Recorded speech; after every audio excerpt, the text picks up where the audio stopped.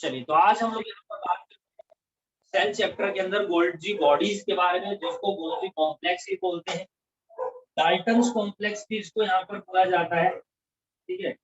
और इसी को हम लोग यहाँ पर डिप्टियोसोम्स भी बोलते हैं इन प्लांट, ठीक है। यानी प्लांट्स के अंदर जो गोल्जी बॉडीज होते हैं उनको डिप्टियोसोम्स बोला जाता है। तो कभी भी अगर प्लांट्स के रिस्पेक्ट में क्वेश्चन आता है तो हमेशा डिप्टियोसोम्स टर्म्स को ही यूज करते हैं। गोल्जी ऑपरेटर्स के बारे में सबसे पहले हमारे को बताया था कैमिलो गोल्जी, सबसे पहले हमारे को कैमिलो गोल्जी ने बताया था 1898 में। इन्होंने सबसे पहले इस ऑर्गेनिज्म को ऑब्जर्व करा था और उनके नाम पे ही इनका नाम रखा गया था। और इन्होंने बोला कि इसके अंदर भी बहुत सारी फ्लैट डिस्क शेप सैक है या सिस्टम्स है, तो यानी इसकी जो कंपोजिशन होती है वो भी तीन तरीके से होती है हमारे, ठीक है। इसके अंदर प्रेजेंट होते हैं यहाँ पर सिस्टम्स प्रेजेंट होते हैं। उसके बाद इसके अंदर हम देखते हैं यहाँ पर वेसाइकल्स पाए जाते हैं, ठीक है।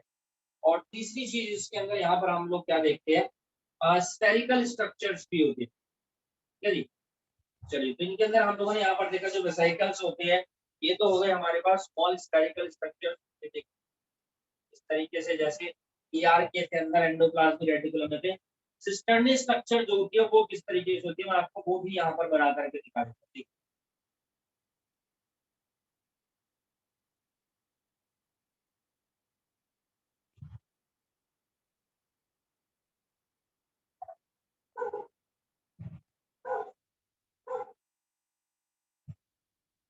ये मेरे पास सिस्टम्स होती है जो कुछ कुछ इस तरीके से देखिए करेक्ट होती है, जिससे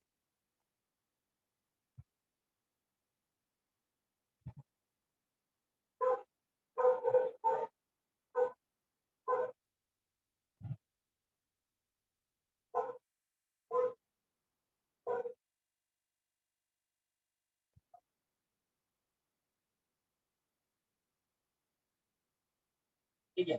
और यहीं पर देखो ये तो कोई सिस्टम्स होती है, वेसाइकल्स है, ये यहाँ पर कॉर्नर में इस तरीके से अटैच हो,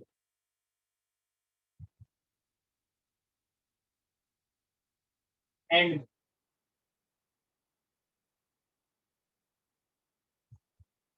नॉब लाइक स्ट्रक्चर्स होती है, ये हमारे पास इस तरीके से प्रेजेंट होती है, ठीक है। तो ये इस तरीके की स्ट्रक्चर होती है गोल्गी बॉडीज के अंदर।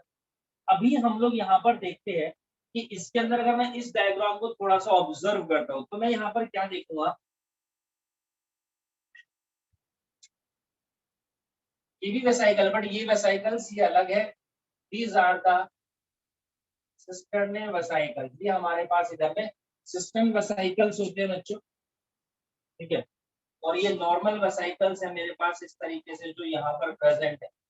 ये भी कुछ कुछ यहाँ पर इसके आसपास हमारे पास इस तरीके से पाए जाते हैं गोल्जी बॉडीज के आसपास। कुछ स्ट्रक्चर्स ऐसी होती है जो सिस्टम वेसाइकल्स के ही पास में प्रेजेंट होते हैं हमारे पास। So these are the vesicles, ठीक है। ये हमारे पास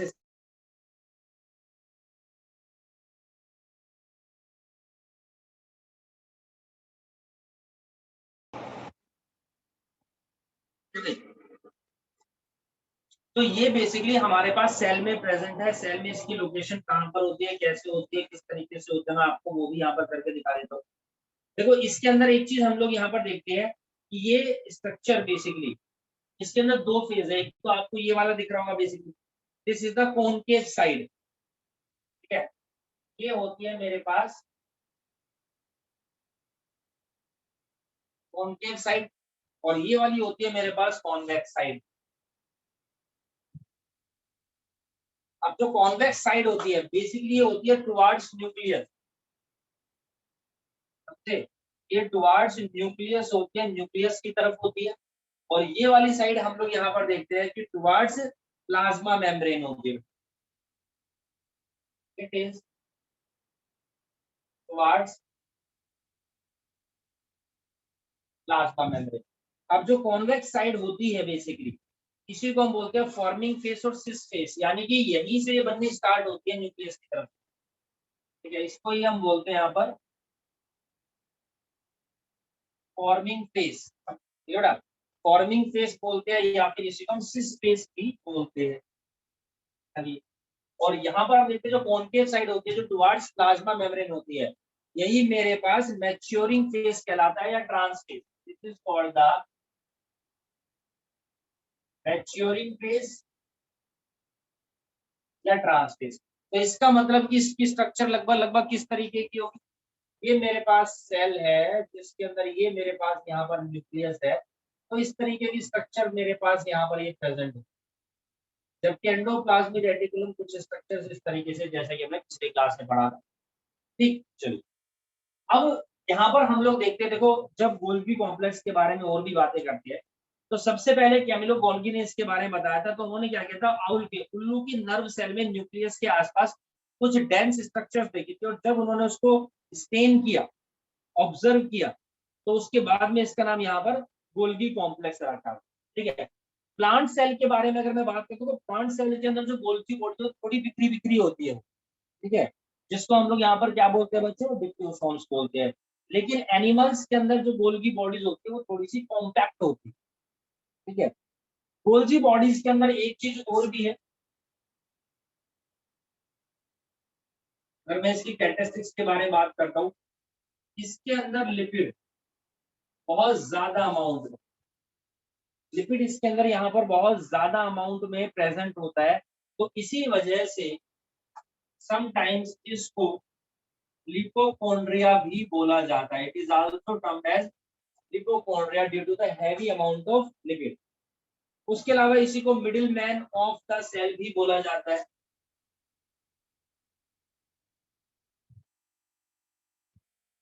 समटाइम्स इसको ट्रैफिक पुलिस भी बोला गया है। ठीक है, तो छोटी क्लासेस में हम लोगों ने इस तरह की टर्म्स बहुत सारी पढ़ी है, middle man of cell, traffic police भी बोला गया है। ठीक है, गोल्जी बॉडीज को बनाता कौन है, ईआर, एंडोप्लाज्मिक रेटिकुलम रिस्पॉन्सिबल होता है for the formation of Golgi body. ठीक, और गोल्जी बॉडी रिस्पॉन्सिबल होता है for the formation of lysosome. ये लाइसोसोम की फॉर्मेशन के लिए रिस्पॉन्सिबल होता है। ठीक है, गोल्जी बॉडीज के अंदर जैसा कि मैंने बताया कि डिफरेंट टाइप्स की मेम्ब्रेन्स होती है, जैसे सिस्टर्न्स है, वेसाइकल्स है, और ये मेरे पास वेसाइकल्स है, और तीसरी टाइप जो होती है मेरे पास वो ट्यूब्यूल्स होती है भाई। ठीक है, तीसरी मेरे पास यहाँ पर ट्यूब्यूल्स होती है बेसिक। तो सिस्टर्न्स जो होती है वो स्टैक की फॉर्म में इस तरीके से, convex cis forming face towards nucleus, concave trans maturing face towards membrane होता है। सिस एंड ट्रांस फेस हमेशा एंटायरली डिफरेंट बट इंटरकनेक्टेड होते हैं हमारे। ठीक है, चलिए अब इसका यहाँ पर फंक्शन क्या होता है गोल्जी बॉडीज का, देखो एंडोप्लाज्मिक रेटिकुलम दो तरीके का होता है बेटा, एक तो है SER और दूसरा है RER। तो RER तो रिस्पॉन्सिबल होता है for the formation of protein, ये तो बनाता है प्रोटीन, और SER यहाँ पर फॉर्मेशन करता है लिपिड। तो बेसिकली एक तो गोल्जी बॉडीज यहाँ पर क्या करते हैं, इनको पैक करता है, एक तो यहाँ पर इनकी पैकिंग होती है इसके थ्रू, बाय गोल्जी बॉडीज के through. And sometimes Golgi bodies क्या करता है, इनको मॉडिफाई करता है। कुछ प्रोटीन्स रिक्वायर्ड होता है मॉडिफिकेशन के लिए, हम सम लिपिड रिक्वायर्ड मॉडिफिकेशन, मॉडिफिकेशन की रिक्वायरमेंट होती है, तो ये इनको यहाँ पर क्या करता है बच्चों, मॉडिफाई करता है, and when then exit them out of the cell, cell से बाहर निकलता है। प्लस में modify the lipid and protein. तो लिपिड को मॉडिफाई करता है, वही मेरा यहाँ पर क्या कहलाता है, ग्लाइकोलिपिड, और प्रोटीन कहलाता है मेरे पास ग्लाइको प्रोटीन, जो मैंने प्रीवियस क्लास में भी आप लोगों को। गोल्जी बॉडी लाइसोसोम की भी फॉर्मेशन करती है। Golgi body receive too many lipids and protein, और इन्हीं में से वो कुछ को मॉडिफाई करके समटाइम्स वो कन्वर्ट भी कर देता है, कुछ कुछ लिपिड और प्रोटीन को ये कन्वर्ट करता है किसके अंदर, हाइड्रोलाइटिक एंजाइम्स के अंदर, और स्टोर करता है इसको किसके अंदर, लाइसोसोम के अंदर। Form hydrolytic enzyme, hydrolytic enzyme बनाएगा और स्टोर इन लाइसोसोम, और उनको स्टोर कहाँ करता है बच्चों? वो लाइसोसोम के अंदर स्टोर करता है। ठीक है, चलिए अब जैसा कि हम लोग यहाँ पर देखते हैं कि अगर इनके बारे में मैं बात करता हूँ, गोल्जी अपरेटस के बारे में, इन सेल्स के बारे में, तो देखो एक तो मेरे पास ये एनिमल सेल में पाई जाती है और प्लांट सेल में पाई जाती है। In plants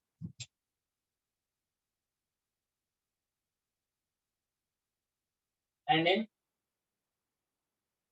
animal. ठीक है भाई, देखो जब एनिमल्स के बारे में बात करते हैं तो यहाँ पर वन सेल, ठीक है, एक सेल में हम देखते हैं वन गोल्जी बॉडीज प्रेजेंट होती है एक सेल के अंदर। और कैसी होती है ये? Peri nuclei. इसकी स्ट्रक्चर कैसी होती है, पोजीशन कहाँ पर होती है? पेरी न्यूक्लियाई, मतलब कि क्लोज टू न्यूक्लियस, न्यूक्लियस के पास में होती है। जबकि प्लांट्स के अंदर हम लोग क्या देखते हैं, बहुत सारी गोल्जी बॉडीज होती है जिनको डिप्लोसोम्स बोलते हैं, और ये स्कैटर्ड होती है, डिफ्यूज्ड। ठीक है जी, इट इज डिफ्यूज्ड, यानी कि बिखरी हुई होती है प्लांट्स के अंदर। ठीक है, प्लांट्स के अंदर हमारे पास ये बिक्री होते हैं। मान लीजिए सेल है ये न्यूक्लियस, तो लगता लगता मैं देखूंगा कि कहाँ प्रेजेंट होगी, ये देखिए इस तरह यहाँ पर present। और प्लांट सेल अगर मैं डिजाइन करता हूँ यहाँ पर, देखिए कुछ तो इस तरीके की प्लांट सेल होती है मेरे पास। तो यहाँ पर ये न्यूक्लियस, यहाँ पर देखो यहाँ पर प्रेजेंट है, यहाँ पर प्रेजेंट है, अलग अलग जगह पर प्रेजेंट है, बिक्री होती है। किसी तरह का कोई स्पेसिफिक अरेंजमेंट इनके अंदर यहाँ पर प्रेजेंट नहीं है हमारे पास तक। ठीक, अच्छा, उसके अलावा इसके अंदर कुछ और भी बातें हैं, बहुत इंपॉर्टेंट है ये चीजें। सबसे पहली चीज, ये टर्म एसोसिएटेड है गोल्जी बॉडी से, जिसको मैं बोल रहा हूँ zone of exclusion. Zone of exclusion. अब देखिए जोन ऑफ एक्सक्लूजन का मतलब होता है clear cytoplasmic area around Golgi bodies. तो वो काम किसका है यहाँ पर? गोल्जी बॉडीज का। साइटोप्लाज्मिक एरिया जो है अपने आसपास का, उसको क्लियर करके रखता है गोल्जी बॉडी। तो जोन ऑफ एक्सक्लूजन का मतलब यही है, means clear cytoplasmic area, clear cytoplasmic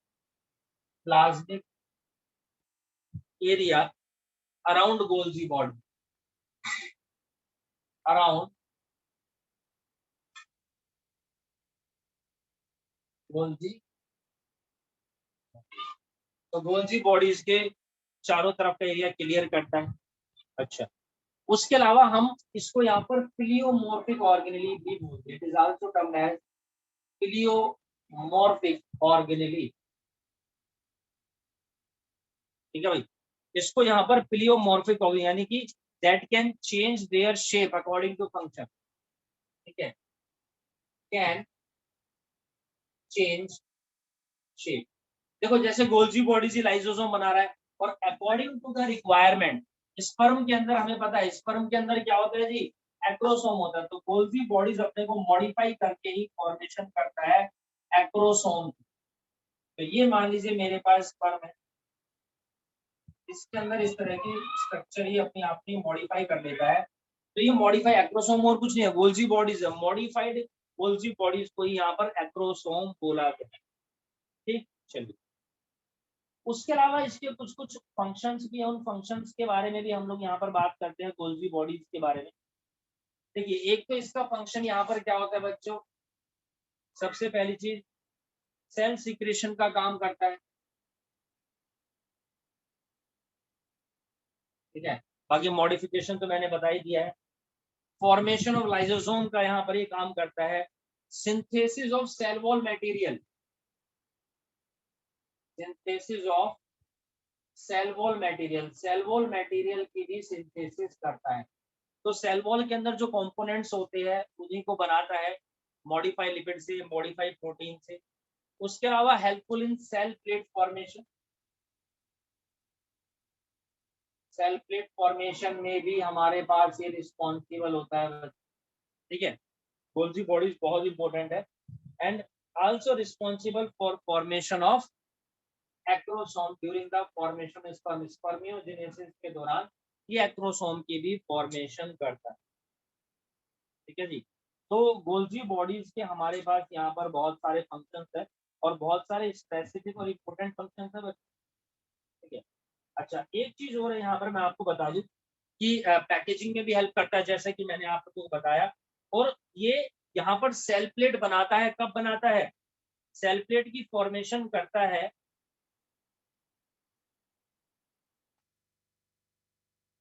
जो हेल्प करती है सेल डिवीजन में।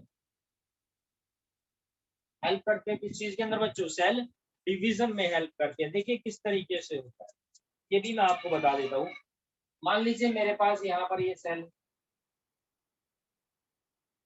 ठीक है, और इसके अंदर मैं यहाँ पर क्या देखता हूँ? डिवीजन हो रहा है। ठीक है, ये मेरे पास कैरियोकाइनेसिस हो गया है यहाँ पर सबसे पहले, देन साइटोकाइनेसिस होता है। तो उसी समय हम लोग क्या देखते हैं कि जो मेरे पास जो गोल्जी एपरेटस होता है और एंडोप्लाज्मिक रेटिकुलम, उनके कुछ कुछ पार्टिकल्स यहाँ पर बीच में आकर के कनेक्ट हो जाते हैं इनके बीच। ठीक है, जिनको हम बोलते हैं phragmoplasm. These are called the phragmoplasm. और यहीं पर बेसिकली इन्हीं के कारण वो मॉलिक्यूल्स का एक एक्टिवेशन होता है, जिसकी वजह से फॉर्मेशन हो गई है। This combination is come basically cell plate. यही मेरे पास यहाँ पर सेल प्लेट कहलाता है, जो सेल के डिवीजन में हेल्प करता है। लाइसोसोम भी बनाता है, लेकिन किस तरह? Primary lysosome. ठीक है जी। It also help in formation of primary lysosome. उसके अलावा दो इंपॉर्टेंट फंक्शंस और है।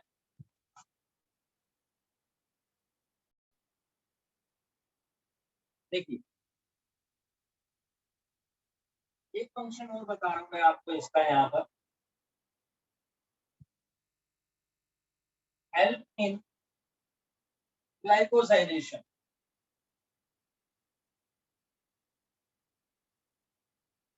एक तो ये ग्लाइकोसाइलेशन में हेल्प करता है और दूसरा ग्लाइकोसाइडेशन में हेल्प करता है। दो टर्म है।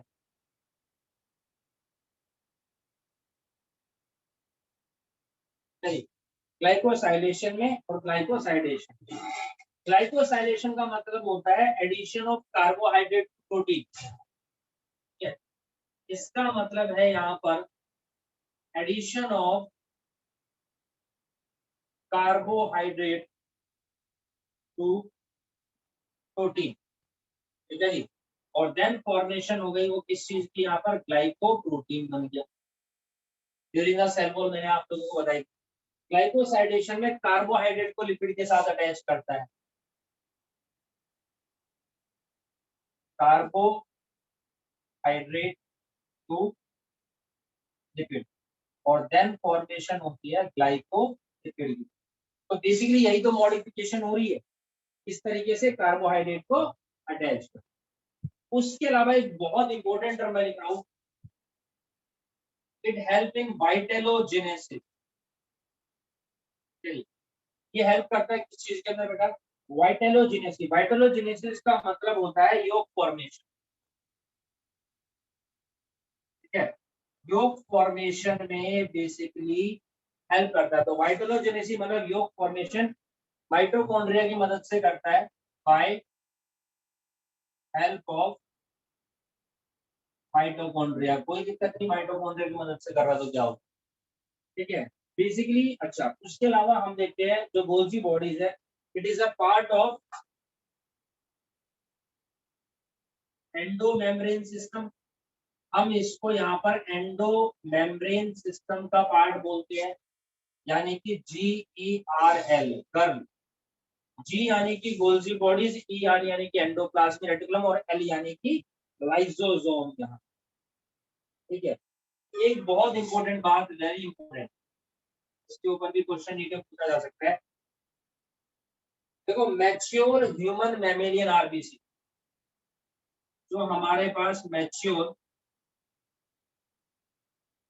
ह्यूमन बोल दिया तो बात ही खत्म हो गई, ह्यूमन मैमल्स।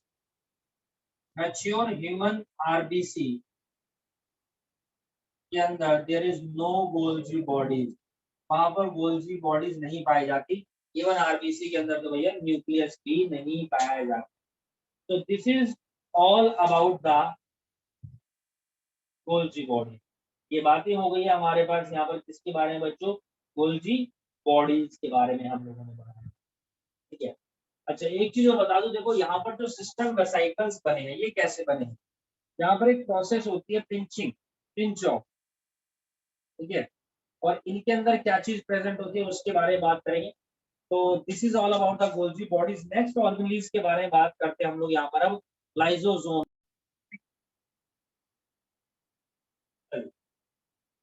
अब मैं बात करता हूँ यहाँ पर लाइजोसोम के बारे में। देखो लाइजोसोम छोटी क्लासेस में आप लोगों ने पढ़ा होगा, it is called the suicidal bag of the cell भी इसको बोला गया। ठीक, चलिए सबसे पहली बात, it is a single membrane bounded organelle. Single membrane bounded organelle and it produced during packaging process of Golgi body। कब ये बनता है, produced during packaging process of Golgi body। ठीक है। उसके अलावा हम लोग क्या देखते हैं, इसके अंदर डिफरेंट टाइप्स के हाइड्रोलाइटिक एंजाइम्स प्रेजेंट होते हैं। ठीक है, हाइड्रोलाइटिक डाइजेस्टिव एंजाइम्स होते हैं।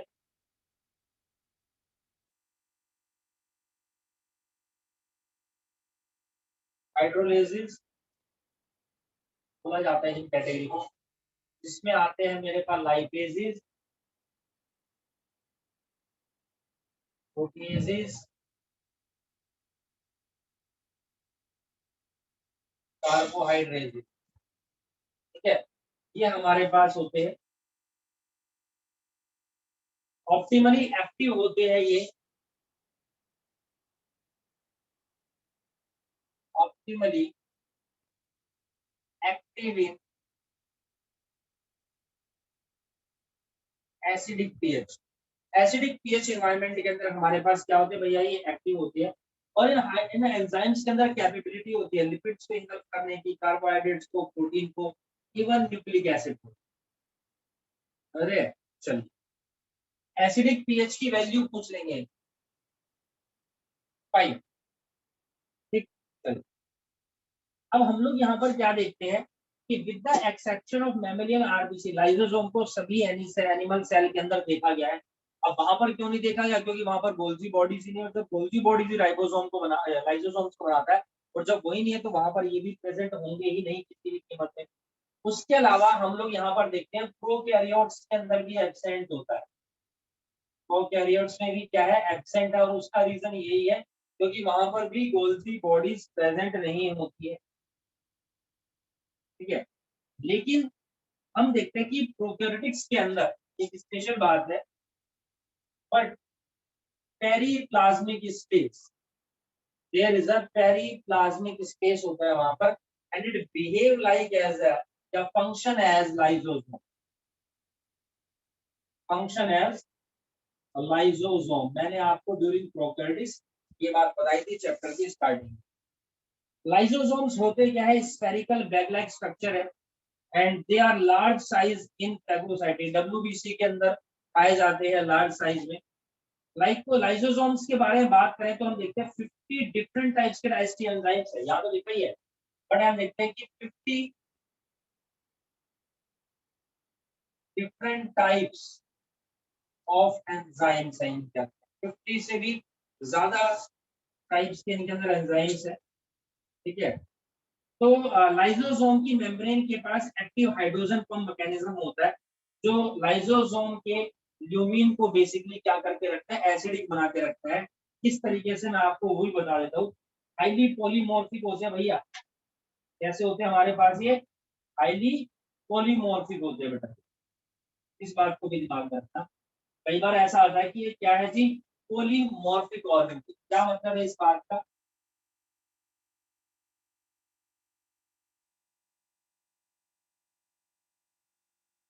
ठीक है जी, ये पॉलीमॉर्फिक ऑर्गेनिज्म है। व्हाट इट मीन, इसका मतलब है कि एग्जिस्ट इन मल्टीपल फॉर्म, जो बहुत सारी फॉर्म में एग्जिस्ट करता है। ठीक है, अब मेरे पास यहाँ पर देखते हैं कि 4 टाइप के होते हैं फिर, 4 टाइप्स के लाइसोसोम है मेरे पास। ठीक है जी,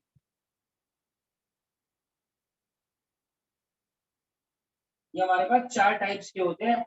अब कौन कौन से? प्राइमरी लाइसोसोम सबसे पहले,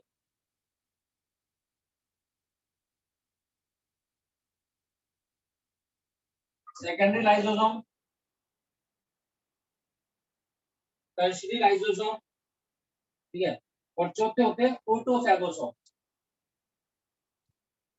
बहुत इंपॉर्टेंट है ये भी, ऑटोफैगोसोम। देखिए एक एक करके इनके बारे में बात करते हैं। प्राइमरी लाइसोसोम कौन से होते हैं?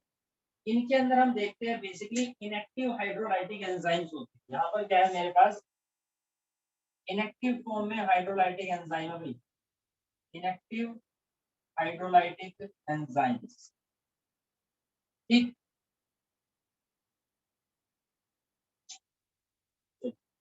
सेकेंडरी लाइसोसोम के अंदर हमारे पास एक्टिव एंजाइम्स होते हैं, नोट करते रहिए साथ साथ। सेकेंडरी के अंदर मेरे पास एक्टिव एंजाइम्स होते हैं, और टर्शियरी के अंदर होते हैं अनडाइजेस्टिव मटेरियल। इसके अंदर अनडाइजेस्टिव मटेरियल आता है मेरे पास, जिसको डाइजेस्ट कर लिया, तो फिर पीछे बाद में अनडाइजेस्टिव मुद्दा भी तो बचता है, तो उसको स्टोर करने के लिए टर्शियरी लाइसोसोम्स होते हैं। और ऑटोफैगोसोम्स कौन से होते हैं? इनका बेसिकली काम होता है, दे इंगल जो हमारे पास ओल्ड सेल होती है या डेड सेल होती है बेसिकली, या इन्फेक्टेड सेल्स होती है, इंगल ओल्ड इन्फेक्टेड और डेड ऑर्गेनिज्म। जो डेड सेल्स है, इन्फेक्टेड सेल्स है, ओल्ड सेल्स है, ये क्या करते हैं, उनको इंगल्फ करता है। सो ओनली, देखो ये सिर्फ सुसाइडल एक्टिविटी कब करता है, कंडीशनल होती है। अगर मान लो कोई सेल इन्फेक्टेड है, या तो तब करेगा, ठीक है, या कोई सेल ओल्ड है तब ये सुसाइडल एक्टिविटी करता है। यानी कि क्या करते हैं, उनको यहाँ पर आ जाता है, that's why it is called suicidal bag of the cell. तो कई बार अगर आपसे पूछा जाता है कि कौन सी चीज ऐसी है जो हमारे पास सुसाइडल बैग ऑफ सेल कहलाती है, तो आप लाइसोसोम नहीं लिखेंगे, आप ऑटोफैगोसोम लिखेंगे, जो मेरे पास बेसिकली चौथे नंबर पर लाइसोसोम की कैटेगरी है। ये प्लियोमॉर्फिक है, छोटी क्लास में चलता है lysosome, suicidal bag of the cell lysosome. अब हमें यहाँ पर बिल्कुल एक्यूरेट बात करनी है। अगर आपसे कोई पूछता आप कहाँ रहते हैं, आप बोलोगे इंडिया में, तो ये गलत जवाब तो नहीं है, लेकिन भैया सही जवाब भी तो नहीं है ना। वो आपसे पूछना चाहता है कि आप कहाँ रहते हैं, गली नंबर सी, मकान नंबर 8, 305। ठीक है, गुरुद्वारे के बगल में या मंदिर के बगल में एक स्पेसिफिक आपको एड्रेस देना पड़ेगा, तो वही यहाँ पर आपको स्पेसिफिक आंसर देना पड़ेगा। क्या 4 नंबर का एक क्वेश्चन आएगा आपका नीट के अंदर। ठीक है जी, चलिए। तो उसके अलावा हम देखते हैं ये भी पार्ट है आपका किस चीज का, it is also part of endo membrane system, यानी कि GERL, ये भी बेसिकली गर्ल का यहाँ पर पार्ट है। एक एंडो मेम्ब्रेन सिस्टम का डायग्राम भी मैं आप लोगों को बना करके दिखा। ठीक है जी, उसके अलावा कहाँ कहाँ पाया जाता है, देखो जी, एक तो WBC के अंदर पाया जाता है, हमारे पास भरपूर मात्रा में पाया जाता है WBC। ठीक है, WBC के अंदर हमारे पास ये प्रेजेंट है, जिसको हम बोलते हैं ओस्टियोक्लास्ट।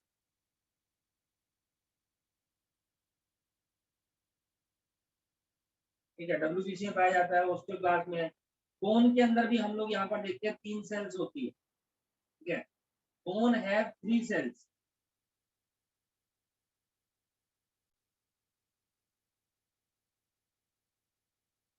बोन के अंदर ये मेरे पास 3 सेल्स है। एक होती है, देखिए, ब्लास्ट, समझिएगा आप लोग। देखो एक तो होता है, मान लो ओस्टियोब्लास्ट, आप लोगों ने सुना होगा, जैसे है ना, बोन सेल्स होती है, तो वो कहलाती है मेरी फॉर्मिंग सेल। वो गई मेरे पास यहाँ पर फॉर्मिंग सेल होगी। एक होती है साइट, CYTE। तो बेसिकली ये होती है मेरे पास एक्चुअल सेल जो होती है, ठीक है। और एक होती है क्लास, यानी कि eating cell. Osteoclast, lysosome, WBC के अंदर तो है ही उनका नेचर, फैगोसाइटिक नेचर होता है भैया यहाँ पर, ठीक है। चल, हम लोग यहाँ पर देखते हैं, अगर इसके बारे में थोड़ी बातें और करते हैं। इसका एक छोटा सा डायग्राम मैं आप लोगों को यहाँ पर बना करके दिखा देता हूँ। ये बेसिकली एक्टोलाइसिस ऑफ ऑर्गन में भी हेल्प करती है, जैसे कि टेडपोल के अंदर, फ्रॉग के अंदर, ठीक है। इसका एक फंक्शन और भी होता है यहाँ पर, फोटोलाइसिस ऑफ ऑर्गन, ठीक है। कुछ और फंक्शन मैं आपको बता रहा हूँ इसके।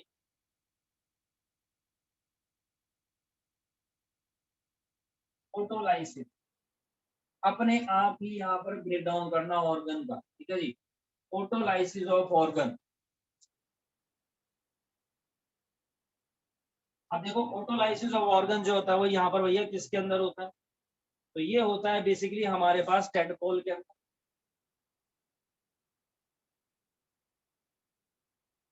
से जब फ्रॉग बनता है, ठीक है जी, जिसको हम लोग कैथेप्सिन बोलते हैं।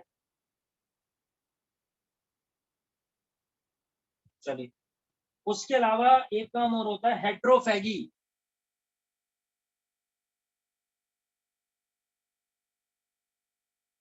ठीक है जी। हेट्रोफैगी से मतलब है digestion of foreign materials, digestion of foreign material जो बॉडी में बाहर से आते हैं, जो हमारे लिए हार्मफुल होते हैं, तो एक तरीके से हमारी रक्षा भी करते हैं। इसी वजह से इनको स्केवेंजर ऑफ सेल भी बोला जाता है भाई।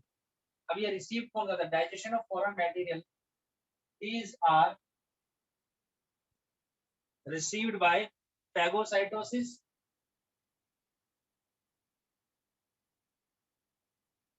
और पिनोसोम, ये भी मैंने आपको बताया था, ठीक है। जब पिनोसाइटोसिस बेसिकली, पिनोसाइटोसिस, चलिए।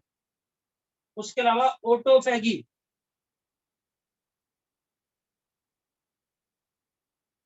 ऑटोफैगी के अंदर क्या होता है, digestion of old and dead cells, ठीक है।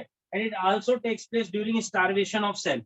कई बार क्या होता है कि जब सेल को कुछ नहीं मिलता, बहुत सारी मेटाबॉलिक एक्टिविटी डिस्टर्ब हो जाती है, lysosome burst out and release all its content in the cell, और ये सेल के ही कंपोनेंट्स को खाने लग जाता है, ठीक है। Digestion of old and dead cell,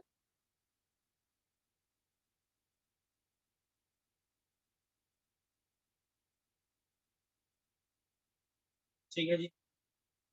उसके अलावा एक्स्ट्रा सेलुलर डाइजेशन, वो मैंने आप लोगों को बता भी दिया है, extra cellular digestion. Extra cellular digestion का ही एग्जांपल है यहाँ पर लाइसोसोम ऑफ ओस्टियोक्लास्ट, ठीक है भाई। समटाइम्स क्या होता है, जितने भी लाइसोसोम्स होते हैं बस तो डिसॉल्व एंड सेल कम को पूरा इंगल्फ कर जाते हैं, जिस वजह से इसको यहाँ पर सुसाइडल बैग ऑफ सेल यहाँ पर बच्चों बोला जाता है, ठीक है। अब एक छोटा सा मैकेनिज्म और होगा जिसके बारे में हम बात करेंगे, जहां पर गोल्गी अपरेटस के बारे में, एंडोप्लाज्मिक रेटिकुलम के बारे में, लाइसोसोम्स के बारे में बात करेंगे, जो मेरा कहलाता है गर्ल सिस्टम या फिर एंडो मेम्ब्रेनस सिस्टम कहलाता है।